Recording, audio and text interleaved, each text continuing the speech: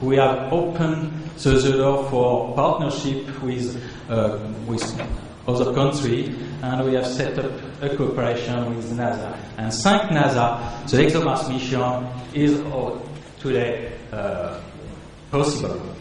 And at the end of 2009, the mission was firmly confirmed at the European level.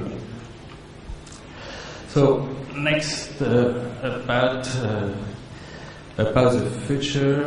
About the future, our main interest, we have two interesting missions. The first one could be a geological network deployed on Mars to study the internal structure of the planet. And the next one, maybe over 2020, is a Mars sample return. I think it's very important mission to collect samples from the Mars and to bring back them to Earth in order to progress regarding the knowledge about the Mars and possible life on Mars. But besides, if Mars is our top priority, of course, there is other celestial bodies like the Moon, like other planets, like comet, asteroid, and of course we are also interested in them. And we have currently a different mission. We have been involved in Cassini-Huygens mission that was already mentioned by Charles Borgen in this previous presentation.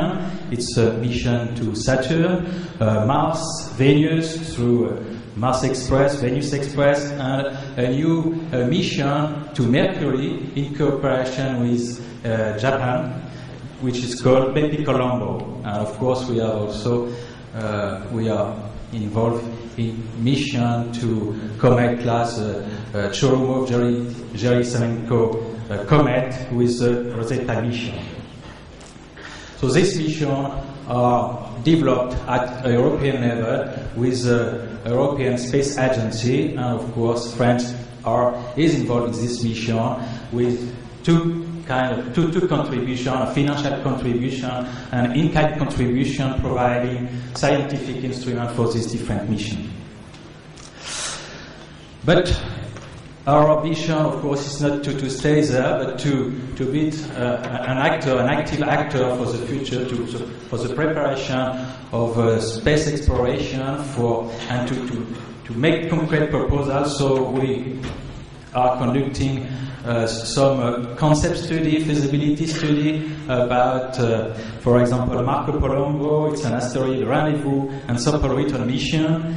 And a mission to Jupiter and its satellite, natural satellite Europa.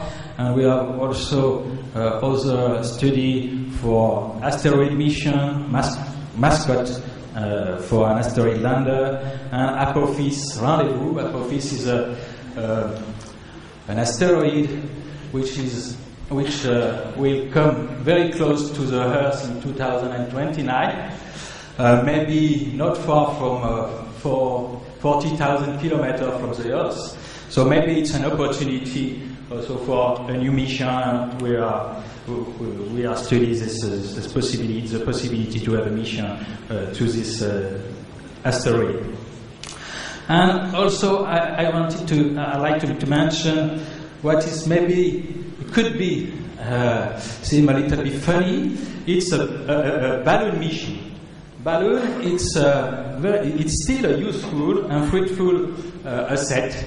It's still used in France for the study of the atmosphere, but it could be also in the future used for planetary mission. And we have to study with a balloon mission to Venus, and another one on Titan, and this could be in cooperation with NASA. So, and talking about space exploration, I want to say a few words about the ISS, the International Space Station, and it's an opportunity, of course, for scientific mission. And we have developed different mission, different instruments in at least 3 scientific domains. The first one is material science domain with a DECLIC mission. This mission is aimed at studying critical fluid and also the solidification of material. And the second scientific domain is life science, life in space, with a cardiomed instrument. This instrument is built in cooperation with Russia, and with this instrument we are able to study the human behavior in orbit under microgravity. And the next mission is to the fundamental physics.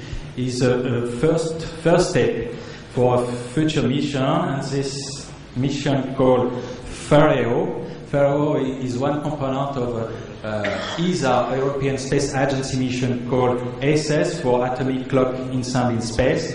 Pharaoh is a cesium-cooled atom clock with a very precise and accurate clock, which could be very useful to assess the validity of the quantum theory and the general relativity, which are maybe not fully compatible, fully consistent when they are at the border of their theory. And we are working about a unified theory embedded, trying to embed these two theories. And to conclude my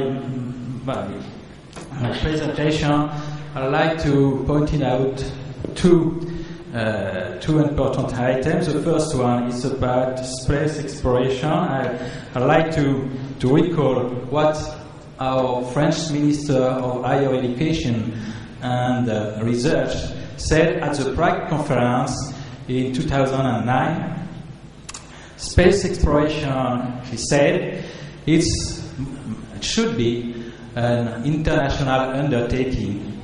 It's mankind adventure in which cooperation, which must be appreciated in a spirit of solidarity, without any exclusivity and without any appropriation by one or another nation. And France strongly supported a space exploration program, and we are firmly engaged to promote and to contribute to the definition of such program. The second point I'd like to underline is about the European Union. At the end of 2009, a very important event occurred. The Lisbon Treaty entered into force, and that's a major step for Europe, of course, but for space too, because space becomes a shared competencies between European Union and the European member states. So the space will achieve a political dimension that was missing for the time being. And the second part about Europe is that Europe has decided that space exploration is a priority for Europe. And the third point, I already mentioned the Prague conference, and the Prague conference must be appreciated as a first step, as a starting point for a process engaged in Europe regarding space exploration. And the next rendezvous, the next conference is planned in 2010 in Brussels in October. So thank you very much for your attention.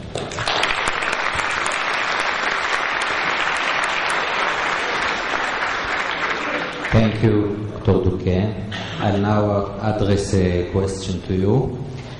Presently, there is an awakening of East Asia countries' interest in space explorations, for example, China and India. We are also seeing the creation of an EU-Asia cooperation, which is becoming a power to reckon with. How do these new forces affect